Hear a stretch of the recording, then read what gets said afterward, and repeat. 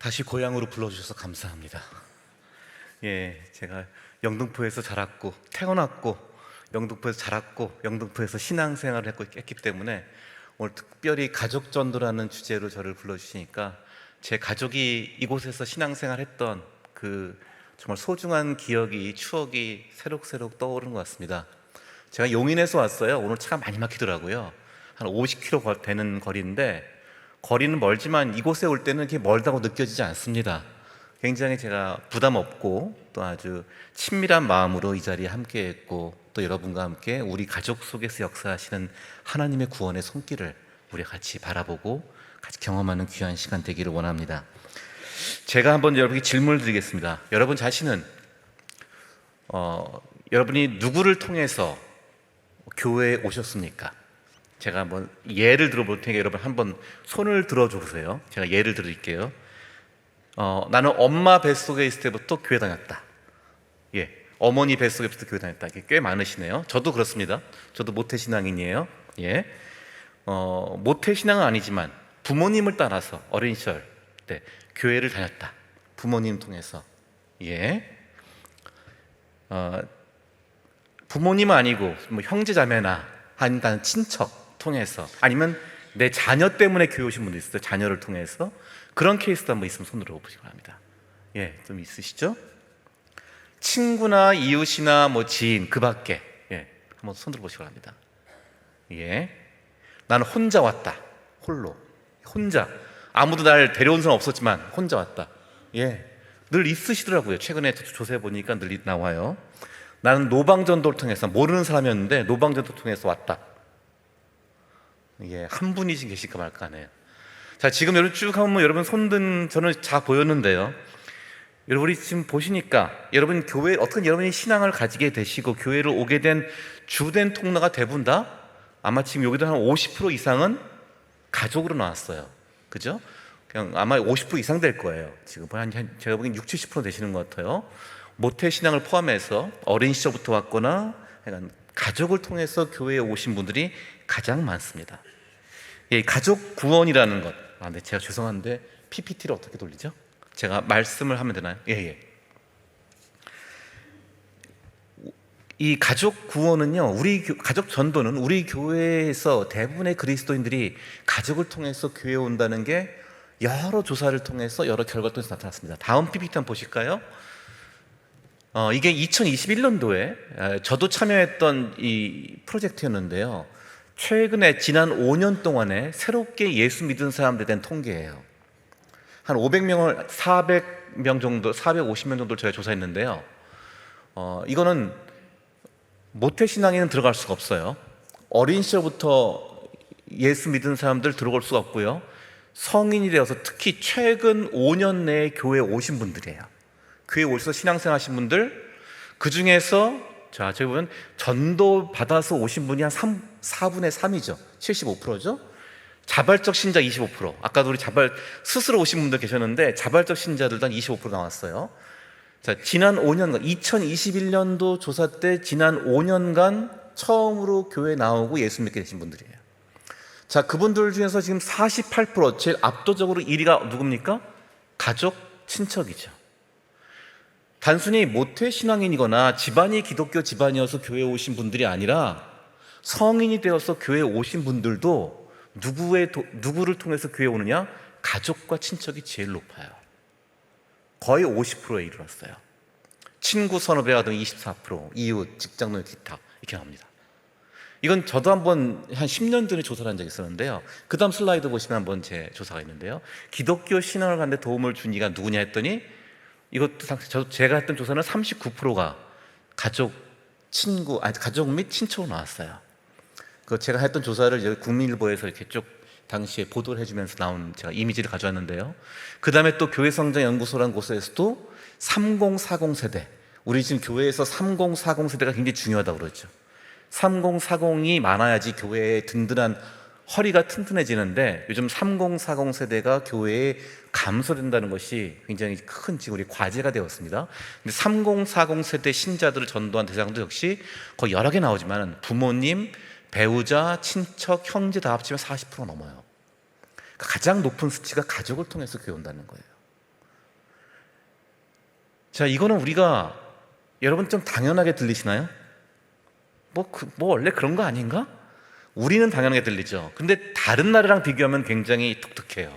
그 다음 슬라이드 보시면요, 다른 나라들하고 좀 제가 비교를 해봤어요.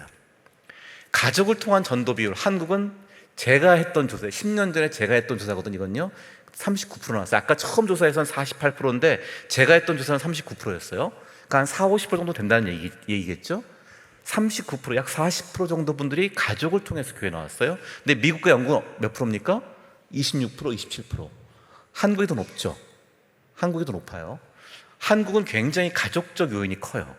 가족 문화가 강력해요. 가족이 여전히 영향력이 있다는 거예요. 어린아이 때부터 온 사람들 말고예요. 제가 거듭 말하지만 성인이 되어서 예수 믿으신 분들도, 교회 나오신 분들도 가족의 도움이 굉장히 컸다는 거예요. 자, 비고 있죠. 제가 한국은 연인 제외예요. 영국과 미국은 연인도 들어가요. 연인도 가족에 들어가요. 연인, 그냥 아직 결혼 안 했는데 연인도 들어가요. 근데 저는 한국에서 연인이란 그 지표, 이 조사의 항목이 없어요. 그 자체가 없기 때문에 뺀 거예요. 또 하나 굉장히 중요한 게 있죠. 끝에 있는 거, 부모님의 영향. 내가 가족 중에 누구를 통해서 교회 나왔느냐, 이 질문에서 부모님 때문에 나왔다가 한국은 저 중에서 15%였어요. 저 39%, 그러니까 전체의 15%니까 저 중에서는 한 몇 프로 됩니까?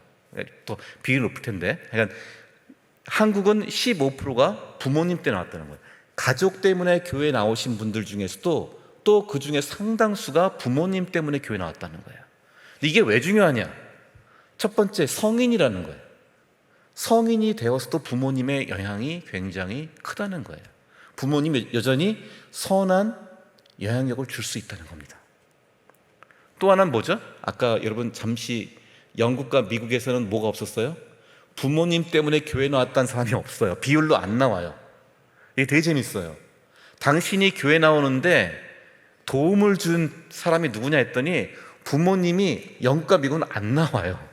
근데 한국은 15% 나오고 있어요.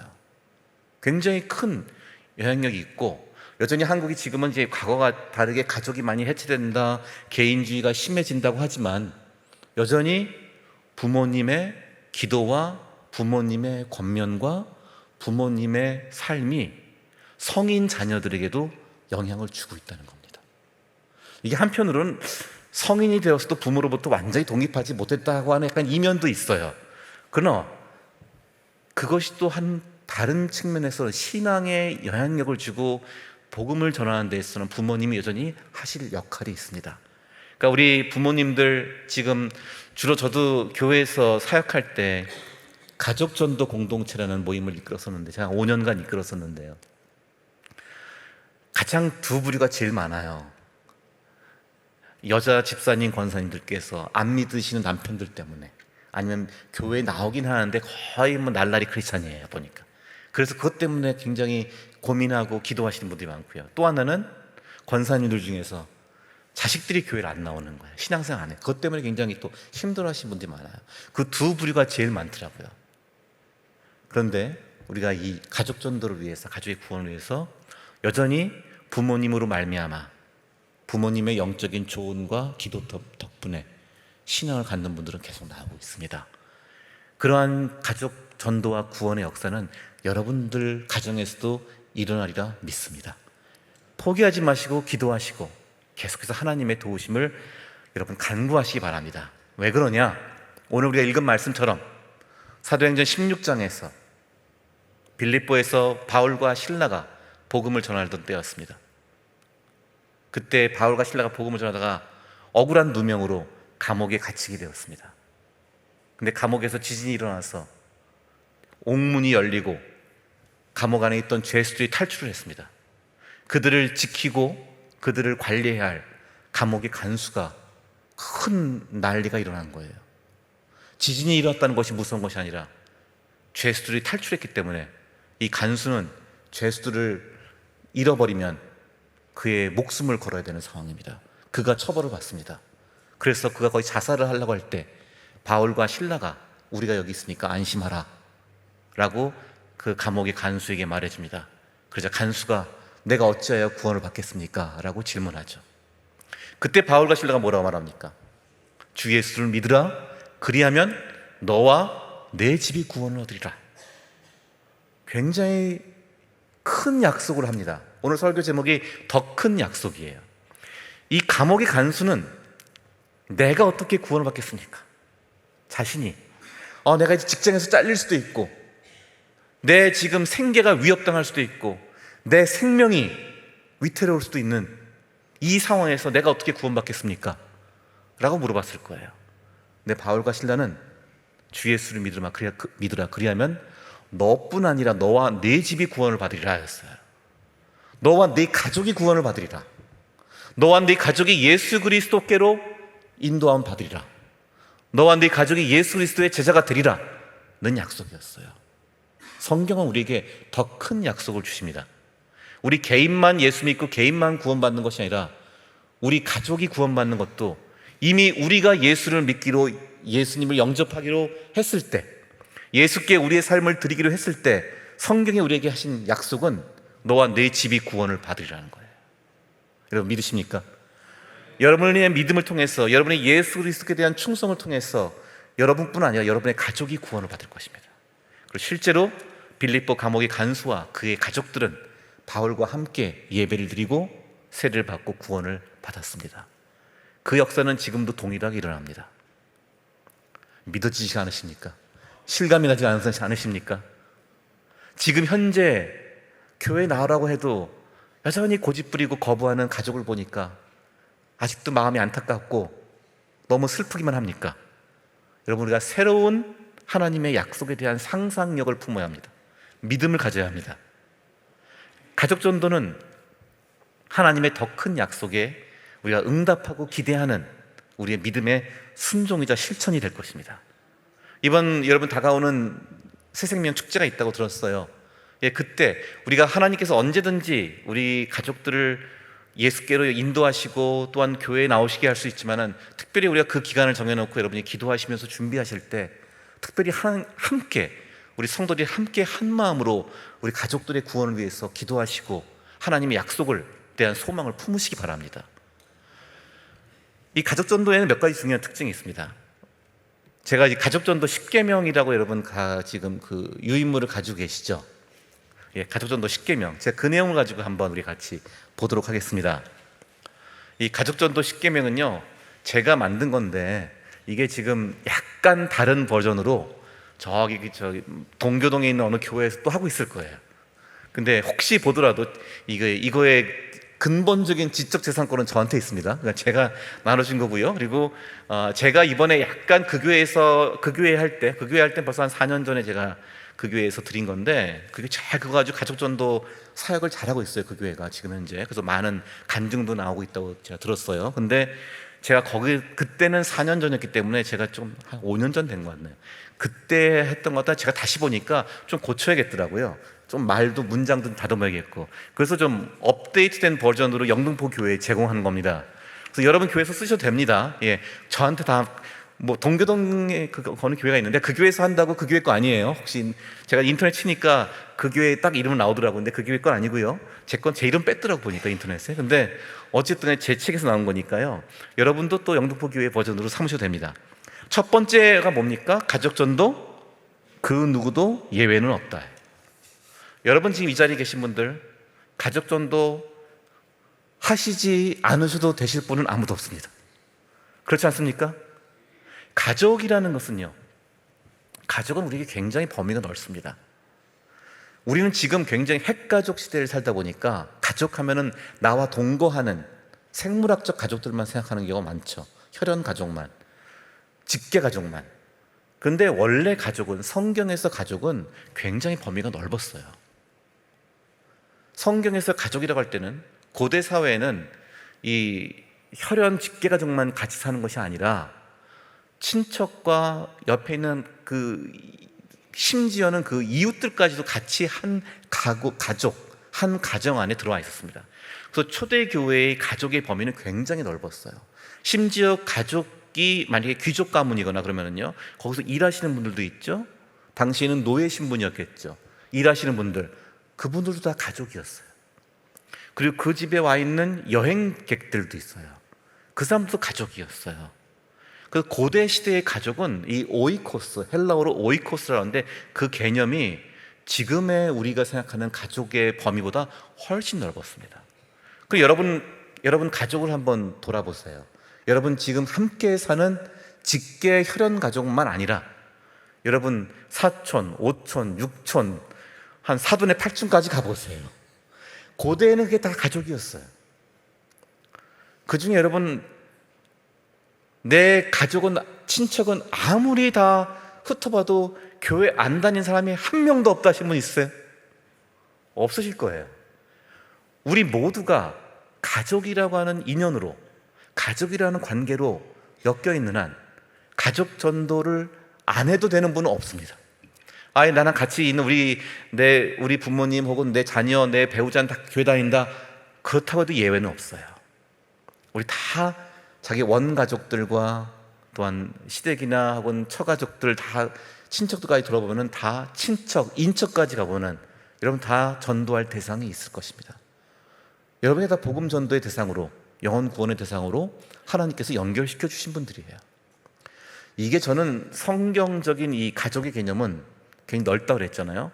이게 또 한국 문화하고 잘 맞아요. 저는 한국적 가족이라는 개념이 굉장히 성경적인 것 같아요. 우리나라 사람들처럼 이 가족적인 언어를 잘 쓴 민족이 없다고 그래요. 굉장히 가족주의 문화가 강한 게 우리나라가 굉장히 두드러진다고 그러죠. 우린 식당 가도 뭐라고 그래요? 식당에서 일하시는 분들한테 이모라고 그러잖아요. 저 중남미도 굉장히 가족주의 문화 강한데 거기 그렇게 이모라 부르는 얘는 없대요. 어디 매장에 가면은 그 종업원들이 뭐라고 저한테도 아버님이라 불러요. 저한테 어머님 부르고요. 내가 언제 자기들 아버지 어머니 무슨, 우린 다 가족적인 언어를 굉장히 편안하게 그걸 써야지 친근감을 표현하는 방식이죠. 한국은 굉장히 가족적 친밀감이 강한 문화예요. 그래서 아까도 이 가족적 요인이 우리가 교회에 오는데 굉장히 이 서구 나라들보다 우리나라가 굉장히 크다고 그랬잖아요. 이 가족이라는 한국의 문화가 복음을 전하는 데 있어 굉장히 중요한 하나님이 주신 통로이자 기회인 줄 믿습니다. 여러분 가족 전도의 사명감이 점점 이제 상승해야 됩니다. 불타올라야 됩니다. 두 번째 보겠습니다. 가족 전도는 뭐라고요? 이미 하고 있다. 여러분, 나는 가족 전도를 옵션으로 해도 되고 안 해도 되고 여유되면 하고 마음에 조금 감동받으면 하고 그럴 문제가 아니라고요. 여러분이 이미 전도하고 있어요. 지금 무슨 말이에요? 여러분이 이미 여러분의 삶을 통해서, 여러분의 언행을 통해서 복음을 드러내고 있단 말이에요. 여러분이 좋든 싫든, 여러분이 의도했든 안 했든 이미 전도를 하고 있어요. 피할 수 없어요. 문제는 뭐예요? 그게 좋은 전도인가 나쁜 전도인가의 문제. 여러분 혹시 나쁜 전도를 하고 있을 수도 있습니다. 그렇죠? 여러분 나쁜 전도를 하고 있을 수도 있어요. 좋은 전도가 아니라 오히려 복음의 장애물이 될 수도 있어요. 내 가족이 예수님을 만나고 믿는데 내가 방해가 될 수도 있어요. 내 주변의 사람들이, 내 가족 같은 내 주변의 이웃들이 나로 인해서 예수님과 더 멀어질 수도 있단 말이에요. 저는 그게 제 인생에서 가장 긴장되고 가장 제가 두려워요. 저도 함께 있는 곳에서, 우리 신학교니까 다 예수 믿는 사람만 있는 것 같지만 또 그렇지 않거든요. 제가 뒤에 가서도 좀 보겠지만은 이게 교회에 나간다고 다 기독교인이 아니에요. 교회에 등록했다고 다 기독교인이 아니에요. 교회 안에 있으면, 교회에 이름이 올라가 있으면 전도 대상자가 아닌 게 아니에요. 아직 예수님을 인격적으로 만나지 못한 분들이 너무 많아요. 이거 여러분 뒤에 다른 그 유임을 보시면 제가 명목상 교인이었어요. 명목상 교인. 이름만 그리스도인이에요. 통계청에서 인구조사할 때 종교가 무엇입니까? 라고 하면 기독교라고 적어요. 근데 사실은 하나님 몰라요. 예수님만 하지 못했어요. 구원의 확신 없어요. 거듭나지 않았어요. 그런 분들의 숫자가 지금 몇 프로냐? 우리 교회 교인 중에 제가 조사한 바에 따르면 거의 40%가 나와요. 40%. 그 정도 분들이 지금 실제로 사실상 기독교인이 아니라는 거예요. 그러니까 우리 교회 안에도 전도해야 할 대상들이 있습니다. 한 달에 한 번 정도 나오거나, 한 달에 한 번도 좀 양호한 편이더라고요. 1년에 몇 번 정도 나오거나, 가끔 조금 좀 사업이 안 되거나 그러면 한번 교회 비추거나, 뭐 이렇게 자기 필요할 때만 나오시는 분들도 있죠. 아니면 억지로 그냥 이끌려서 가끔 나오시는 분들도 있을 수 있어요. 우리 교회 안에도 전도 대상자들이 있습니다. 저는 굉장히 제가 무슨 말씀을 드리고자 하면은, 제 주변에도 제가 일하는 곳에도 신앙이 거의 떨어져 나간 사람들이 있어요. 혹은 우리 용역에서 이렇게 일하시는 분, 청소하시거나 이렇게 주차 관리하시거나 이런 분들, 경비하시거나 이런 분들 오시거든요. 그분들은 교회 안 다니시면 더 많아요. 그때마다 저나 우리 신학 교수들도 다 목사들이고, 우리 다 여기 주로 학생들도 신학생들인데, 우리의 모습이 저분들한테 어떻게 보이는 가 저도 굉장히 두렵고 떨려요. 저분들에게 우리가 오히려 예수님을 증거하는데 우리가 오히려 걸림돌이 되고 있는 거 아닌가, 방해가 되는 거 아닌가, 굉장히 저도 긴장되고, 그게 항상 제 마음속에서도 큰 부담입니다. 여러분의 가족이 기독교인인 줄 아는 한, 여러분이 교회 다니는 신앙인인 줄 아는 한, 여러분의 모든 말과 행실은 그 자체로 복음을 증거합니다. 근데 나쁘게 증거할 수도 있어요. 좋게 증거할 수도 있고요. 내가 직장생활 하면서도 직장에서 내가 기독교인이라고 굳이 밝히지 않으면 모르잖아요. 우리가 이웃이나 어디 쇼핑을 하거나 만나는 사람들, 이웃들도 내가 교회 다니는 거 모를 수도 있잖아요. 그러니까 그분들은 내가 의도적으로 전도를 하지 않으면 몰라요. 전도가 안 되고 있어요. 그런데 가족은 내가 전도를 하든 안 하든 이미 전도가 되고 있다고요. 좋은 전도가 될 수도 있고 나쁜 전도가 될 수 있어요. 이건 피할 수 없습니다. 굉장히 중요한 여러분 역할을 이미 부여받고 있는 것입니다. 세 번째 봅시다. 가족 전도는 뭐라고요? 영원한 전도이다.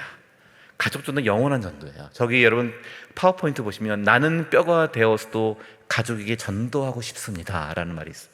굉장히 이게 아주 좀 울컥하는 말이죠. 나는 뼈가 되어서도 내 가족에게 전도하고 싶습니다. 이게 어디 나온 말이냐면요, 일본의 오사카에 있는 메구미 체프력 은혜교회라는 교회가 있어요. 일본에 있는 교회인데요, 일본은 거의 기독교 인구가 0.4%, 0.1% 그밖에 안 되잖아요. 굉장히 적죠. 그러니까 일본에서는 복음화가 굉장히 안 되는데, 일본 사람들이 효과적인 복음 전도를 위해서 가능한 게 뭐냐, 일본 사람들은 자녀들이 부모님이 돌아가신 다음에도 정성스럽게 계속 그 기일을 지킨단 말이에요. 그러니까 부모님의 납골당에 늘 찾아오는 거 굉장히 중요하게 봐요. 그러니까 교회 안에 납골당을 만들고요, 거기에 내 가족들이, 내 자녀들이 내가 죽은 다음에도 계속 나를 찾아오면서 교회에 오게 하려고 그렇게 해서 만든 게, 나는 뼈가 되어서도 가족에게 전도하고 싶습니다. 우리가 복음을 나누고 우리가 그리스도인의 삶을 살아가는 모습은요, 우리 가족, 특히 자녀들에겐요, 우리가 떠나더라도, 우리가 현세를 떠나더라도 계속 남아있게 됩니다. 그들에게 기억으로 남아있고 유산으로 남게 되고 영향력으로 남게 됩니다. 비록 여러분 당대에는, 우리 어르신들 같은 경우 여러분 당대에는 여러분 자녀가 예수님을 영접하고 교회에 나오는 모습을 못 볼 수도 있어요. 그런 일도 있을 수 있어요. 그런데 여러분이 하신 복음의 전파는, 여러분이 나눈 말씀은, 여러분이 드린 기도는 결코 땅에 떨어지지 않습니다. 결코 헛되지 않습니다. 그는 하나님의 우리를 영원토록 보살피시고 인도하시는 하나님의 섭리 안에서 반드시 열매를 맺을 것입니다. 그리고 그것은 우리의 자녀들, 그들의 자녀들에게도 유산될 것이에요. 유산으로 전수될 것이에요. 계속 이어질 것입니다. 시편 78편 보면 그게 나옵니다. 그들의 자녀들에게 전하고 그들의 자녀들은 그들의 자녀들에게 전할 것이다 그래요. 하나님의 말씀을. 그래서 가족 전도는 영원한 전도입니다. 우리가 복음을 나누고 복음의 씨를 뿌린 것은 계속 영원토록 이어질 것입니다. 그래서 우리는 이 가족 전도를, 제가 지금 파워포인트에는 딱 3가지 있는데 하나 더 썼는데, 가장 중요한 1, 2, 3번이에요. 가족 전도, 그 누구도 예외는 없다. 가족 전도는 우리가 이미 하고 있는 것이다. 이미 하고 있는 거니까 이미 엎질러진 물이에요. 이건 피할 수 없어요. 그 누구도 피할 수 없어요. 해야 됩니다. 잘 해야 하는 게 중요합니다. 3번째는 여러분이 하는 가족 전도는 영원토록 그 영향을 주게 될 것입니다. 결과를 맺게 될 것입니다. 네 번째까지만 좀 이제 보겠습니다. 자, 한번 같이 읽을까요? 저 파워포인트에 있는 거를. 가족의 구원을 상상하라. 제가 요거 하나 집어넣었어요. 가족의 구원을 정확히 하면 기도하고 상상하라인데요. 제가 이 얘기를 왜 넣냐면요, 제가 가족 전도에 대해서 강의도 하고 또 상담도 하다 보니까요, 다들 이렇게 아픔들이 많으세요. 그리고 슬픔들이 많아요. 그러다 보니까 뭐가 있냐면 약간은 좀 패배주의가 있어요. 안 될 것 같다는. 그냥 아무리 권해도 아무리 기도해도 돌아오질 않네. 그래서 너무들 다들 낙심들을 많이 했어요. 저는 그럴 때 말합니다. 자꾸만 실패를 상상하지 마시고요, 당신들의 가족이 구원받는 걸 상상하십시오. 하나님의 자녀가 되는 걸 상상하십시오. 믿음은 바라는 것들의 실상이에요. 우리가 바라고 기도하는 것, 하나님께서 약속하신 대로 당신들의 가족을 구원하신다는 것을 상상하십시오. 하나님의 미래를 바라보세요. 하나님이 이끄실 나를 기대하세요. 여러분, 우리의 가족이, 우리의 부모님이나 우리의 다른 분들이 돌아가실 때까지 예수님을 영접하지 않았다고 할지라도요, 그 마지막 순간에 하나님이 어떻게 역사하는지 우리는 모릅니다. 우리의 눈으로, 우리의 오감으로 본 것 이상으로 하나님께서는 그 마지막 순간에 역사하십니다. 그들이 말할 수 없을 때, 그들이 표현할 수 없을 때도 그 마지막 순간 하나님께서는 능히 역사하실 수 있고 능히 그 영혼을 다스릴 수 있습니다. 그래서 마지막 순간까지 우리는 가족 구원을 위한 전도의 기도와 노력을 포기해서는 안 됩니다. 그리고 단정 짓지 마십시오. 우리 부모님은 지옥 갔어, 이렇게 함부로 말하지 마세요. 하나님께서 어떻게 역사하시는지 몰라요. 우리 그 마지막 순간에 인간의 모든 확인과 관찰이 불가능한 그 시점에 하나님께서는 그 모든 시점, 모든 순간도 영원을 주관하시는 하나님은 섭리하시고 역사하십니다. 그러니까 가족 전도에 대해서 여러분, 하나님의 약속대로 우리의 가족을 위한 눈물 어린 기도를 주께서 응답하시고 또한 들어주시고 열매 맺힌다는 것을 여러분 믿으시기 바랍니다. 그래서 가족의 구원을 상상하세요. 내 가족이 나와 함께 예수 그리스도를 영접하는 그 날을 상상하세요. 내 가족이 나와 함께 하나님의 전에 나와서 예배하고 함께 신앙으로 기도하고 함께 신앙으로 교제하는 그 날을 상상해 보세요. 여러분, 그 날을 상상하면요, 이런 가족의 구원을 상상하면 그에 따라서 여러분의 마음가짐과 여러분의 행동이 달라질 수 있어요. 근데 안 믿을 거야, 해도 안 돼 라고 상상하는 순간 여러분은 기도를 소홀히 하게 돼요. 여러분 믿음이 약해집니다. 여러분, 가족의 구원을 위해서 더 이상의 여러분의 섬김과 노력이 감소될 수 있어요. 그렇지 않습니까? 내가 기대하고 내가 지금 소망하고 내가 상상하면요, 내 모든 관심과 내 모든 언어와 내 모든 행동이 거의 맞춰지게 돼요.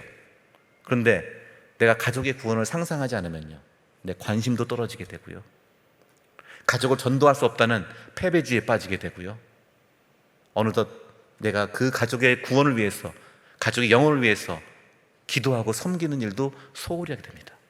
가족의 구원을 상상하세요. 에베소 3장 28절에서 이렇게 말하죠. 너희가 구하는 것보다, 너희가 생각하는 것보다 더 능히 넘치도록 하실 이에게 영원 무궁토록 영광이 있을지어다. 여러분, 구하는 것 있습니까? 가족을 전도를 위해서 기도하십니까? 여러분, 가족의 구원을 위해서 기도까지 못해요. 이제 포기했어요. 이제는 실감이 안 나요. 그래서 하지만 상상은 해요. 생각은 해요.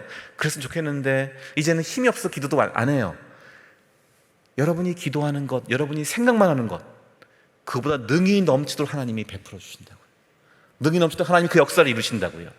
가족의 구원을 상상하시고 가족의 구원을 여러분 믿음으로 바라보시고 여러분 오늘을 살아가시기 바랍니다.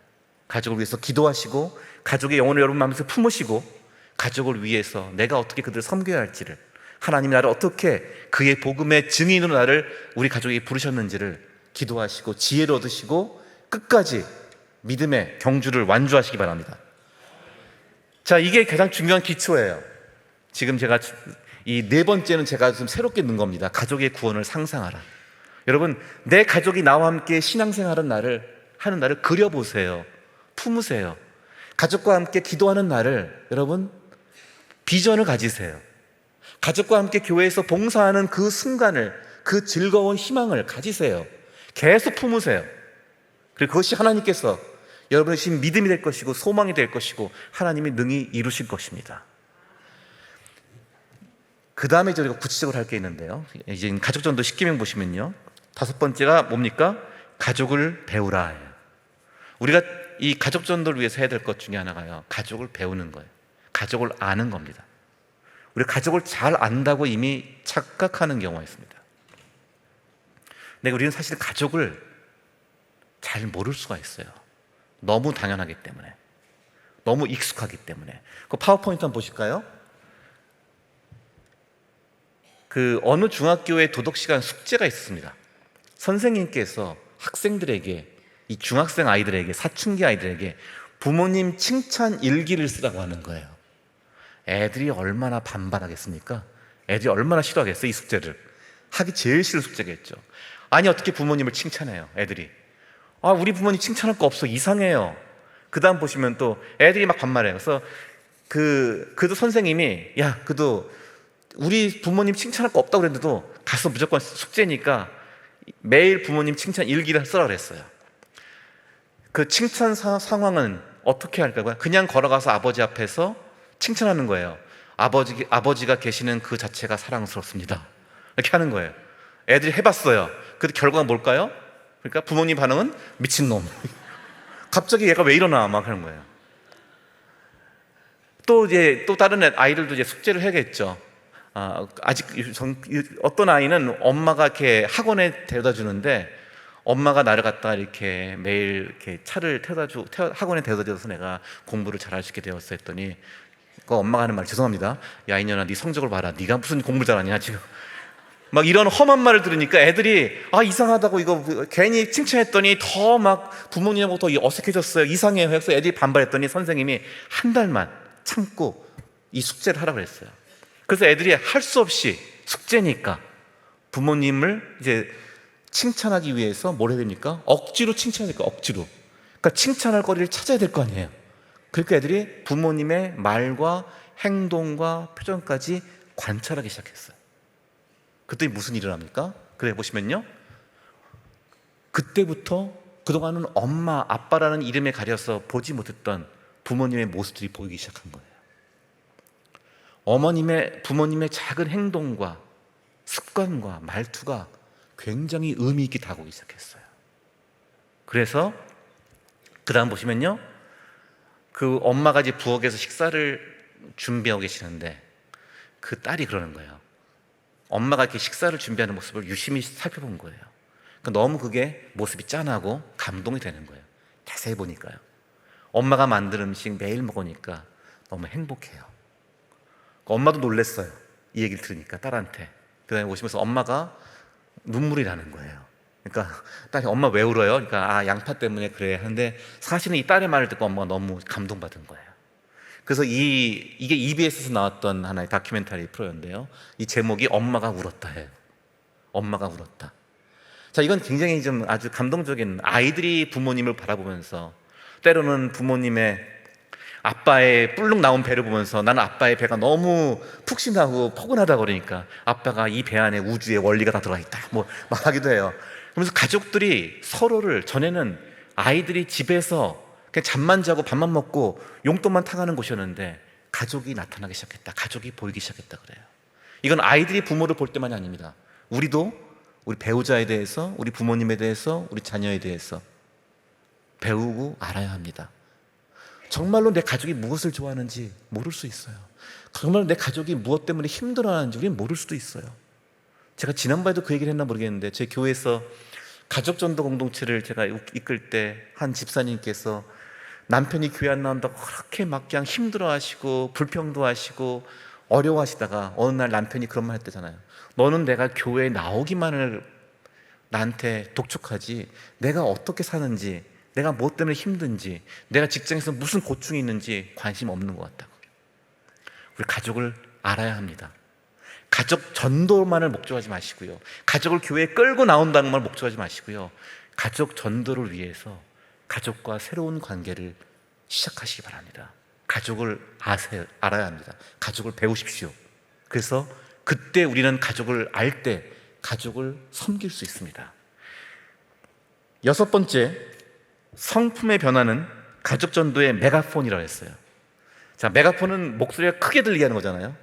이 가족 전도만큼은요, 우리의 성품의 변화가 굉장히 중요합니다. 우리 슬라이드 한번 보시면요, 제가 그 가족 전도, 모든 사람을 위한 가족 전도라는 책을 썼더니 어느 그 웹사이트에서 그 제 슬라이드를 제 그 책 내용을 가지고 이렇게 카드 그 뉴스를 만들었어요. 지금 슬라이드 안 나오시나요? 그 앞에 거 안 나와요? 그 앞에요? 아, 제가 뺐나 보다. 죄송합니다. 자, 그냥 요것만 놔두시고, 예, 성품의 변화를 보면요, 우리가 가족은요, 가족 전도가 굉장히 힘든 이유 중에 하나가 뭐냐면요, 우리가 노방 전도는 그냥 할 수 있어요. 사실 밖에 나가서 그냥 모르는 사람한테 전도 주시면 되잖아요. 간단하게 권면해 주면 되잖아요. 근데 가족은 참 예수 믿으란 말하기가 되게 어려워요. 어려울 수가 있어요. 왜냐면 나를 너무 잘 알아요. 가족은 나를 잘 아는데 내 뒷모습을 알아요. 내 평소의 삶을 안단 말이에요. 나를 너무 잘 알기 때문에 제가 갑자기 가족한테 가서 뭐 여보 당신 오늘 밤 죽으면 천국에 갈 수 있겠습니까? 묻기가 되게 어색하잖아요. 이게 지금 이거 어떻게 생각해요? 아까 비슷하게 이거 정신 나갔다고 생각하지 않겠어요? 그러니까 굉장히 이 익숙하고 너무 오래된 그 관계 때문에 자연스럽지가 못해요. 그래서 가족 전도는 어떤 전도의 방법이 되는 것이 아니라 먼저 반드시 성품의 변화가 필요해요. 새로운 성품으로, 변화된 성품으로 접근해야 돼요. 그러면 성품의 변화가 수반된다? 너무 당연한 말 같죠?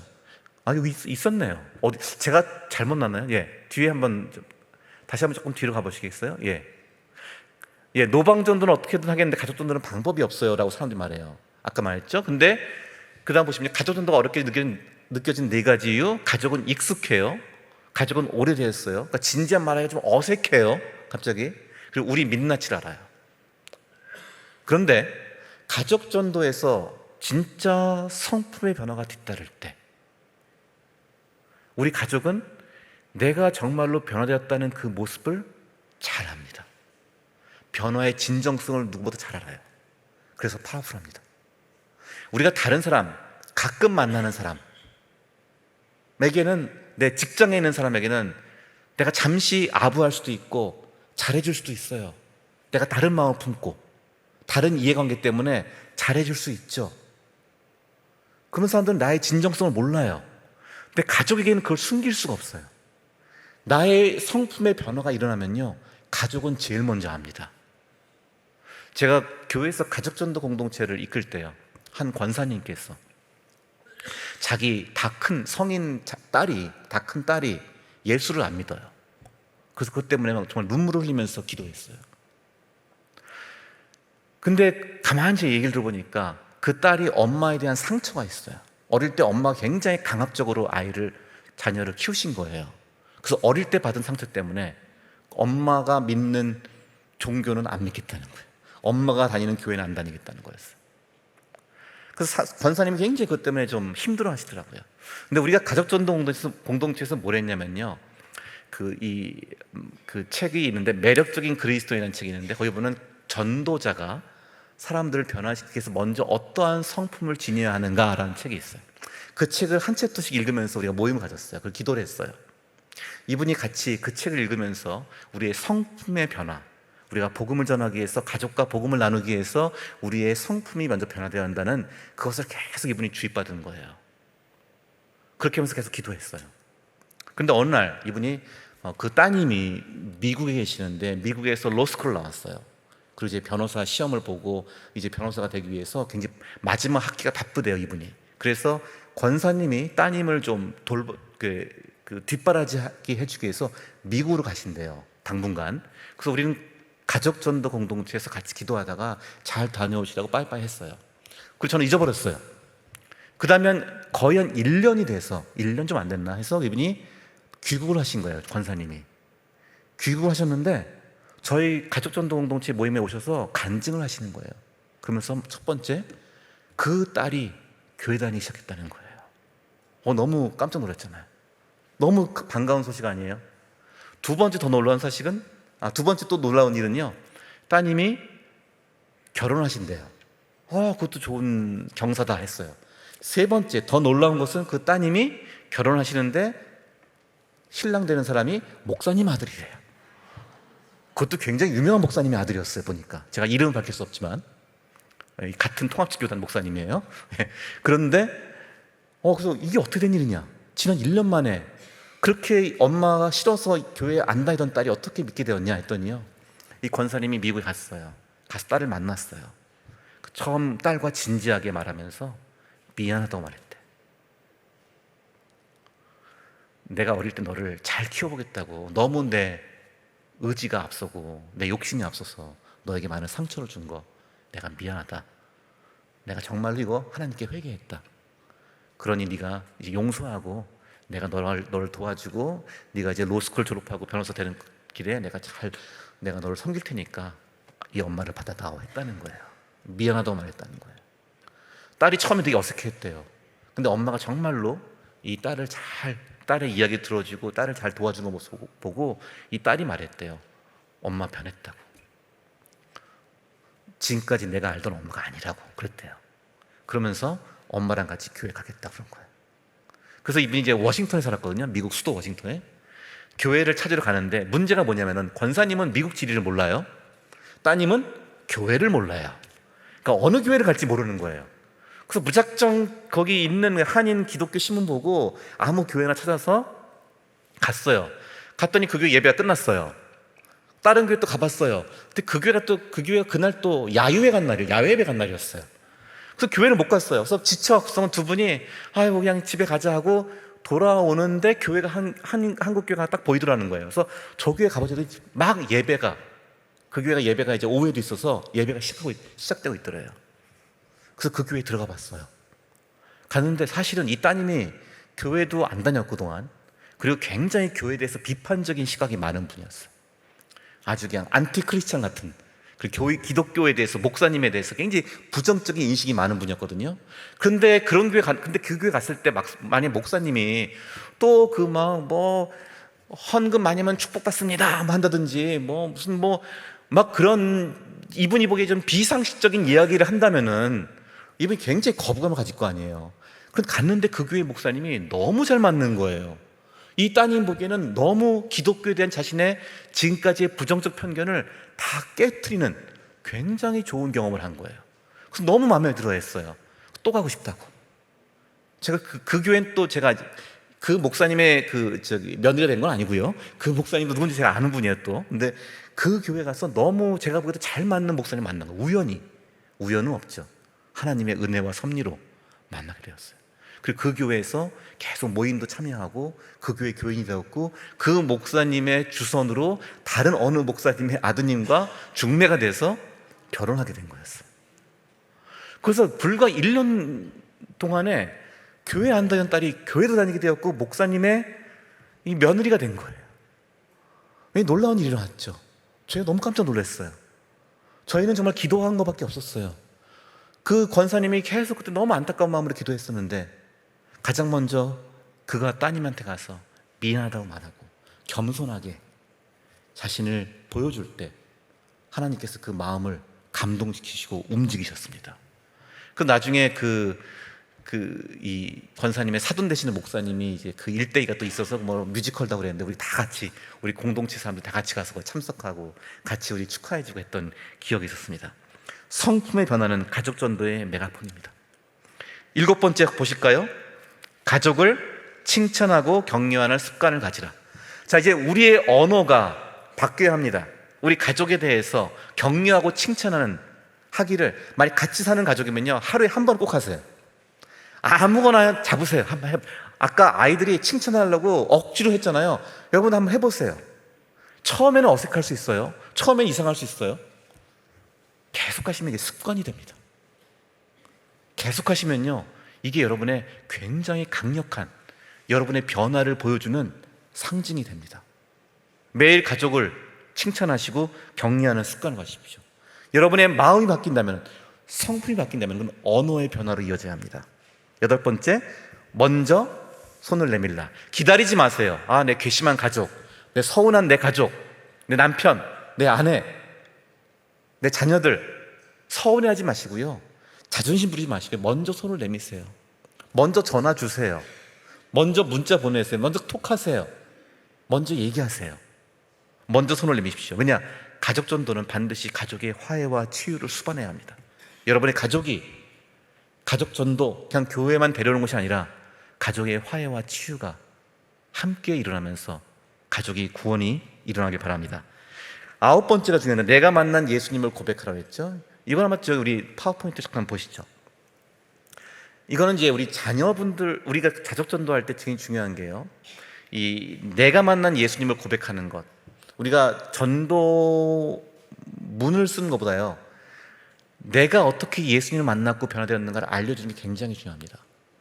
특히 우리 크리스찬 자녀들 중에서 신앙을 지속하는 사람들이 있고 신앙을 생활을 하지 않는 사람들이 있어요. 우리나라도 지금 기독교 가정의 자녀들 중에서 절반 정도가 성인이 되면 교회를 떠납니다, 현재. 그런데 누구는 계속 신앙을 갖고 누구는 신앙을 포기하는가를 봤더니요, 몇 가지 요인이 있는데 그 중에 대표적인 게 하나가, 어릴 때 자기 부모님이 어떻게 예수님을 만나게 되었는지 그 이야기를 들은 사람들은 계속 신앙을 가질 가능성이 높다는 거예요. 계속 신앙생활할 가능성이 높다는 거예요. 그런데 내 부모님의 회심 이야기를 들어본 적이 없어요. 그러면은 성인이 되었을 때 교회를 떠날 가능성이 있다는 거예요. 내가 만난 예수님을 고백하시기 바랍니다. 여러분은 혹시 이 모태신앙이거나 어릴 적 기독교 가정에 자라신 분들 중에서 부모님의 회심 이야기를 들어보셨습니까? 우리 부모님 어떻게 신앙생활, 어떻게 예수를 만나게 되었는지 한번 손 들어보세요. 아까 손 드신 분보다 좀 적어지시네요, 지금 보니까. 아까 모태신앙으로 기독교 가정에서 자라신 분들 많았는데 내 부모님이 어떻게 예수님을 만났는가?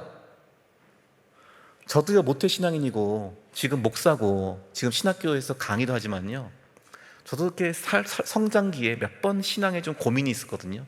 회의가 있었어요. 좀 의심이 들 때가 있었어요.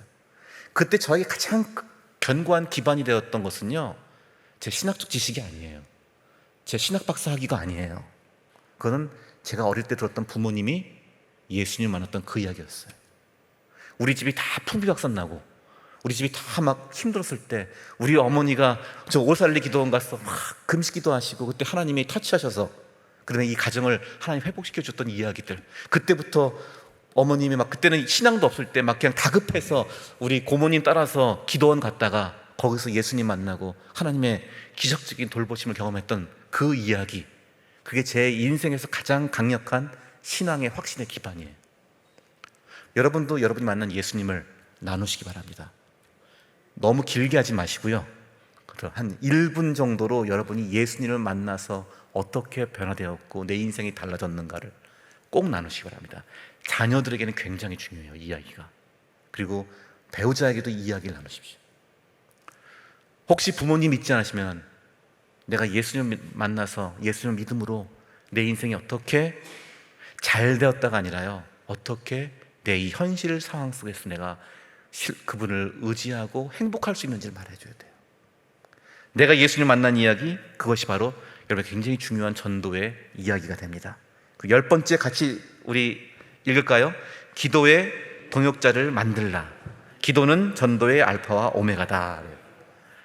기도하십시오. 그리고 혼자만 기도하지 마시고 함께 기도하는 사람들을 만드시기 바랍니다. 그래서 제가 교회에서 했던 게, 제가 사역할 때 가족 전도 공동체 만들었어요. 우리 다른 거 한 게 아니에요. 같이 모여서 정기적으로 기도했어요. 제가 물론 말씀도 전하고 같이 이렇게 가르치기도 했지만 늘 했던 것은 같이 기도했던 거였어요. 같이 믿지 않는 가족들 이야기를 나누고요, 그 다음에 같이 기도하는 거예요. 제가 있었던 교회는 그렇게 뜨겁게 신앙생활하는 교회가 아닌데, 우리 어떤지 모르겠어요. 우리 영등포 교회는, 저희 교회도, 제가 있던 교회도 통합측, 전형적인 통합측의 아주 경건한 교회였거든요. 그래서 굉장히 조용한 교회였어요. 그래서 이렇게 통성 기도하거나 무슨 이렇게 뜨겁게 오랫동안 기도하는 그런 분위기가 별로 없는 교회였는데, 제가 했던 가족전도 공동체는 모이면 3시간이에요. 모이면 3시간 동안 기도해. 한 시간 정도는 제가 나누고 같이 기도 제목 나누고, 서로 또 기도 제목 나오면서 서로 믿지 않는 가족에 대한 상황들도 이야기하거든요. 다 이야기하고요, 같이 또 조언도 해줘요, 권면도 해줘요, 격려해줘요. 그 다음에 기도하면요, 거짓말 안 하고 최소한 1시간 반은 기도했어요. 제가 기도가 끊임이 없어요. 저희가 가족전도 공동체에서 기도하니까요, 처음에 우리가 특별한 무슨 전략 같은 거 안 세웠거든요. 근데 처음 한 1년 동안은 열매가 없더라고요. 그래서 야, 이거 뭐 왜 아무것도 안 일어나나 했어요. 저도 명색이 목사고 뭐 전도학도 공부했다는데 뭐 이 열매가 없잖아요. 이게 좀 제가 민망해지기 시작하잖아요, 인간적으로. 근데 2년, 3년 차 때부터 이 열매가 맺어지기 시작하는데요, 그럼 계속 우리가 기도하면서 뿌렸던 복음의 씨앗이 자라고 열매 맺면서 보았습니다. 그 다음에 돌아가시 직전에 부모님께서 세례 받으시고 교회 나오시는 모습이 나왔어요.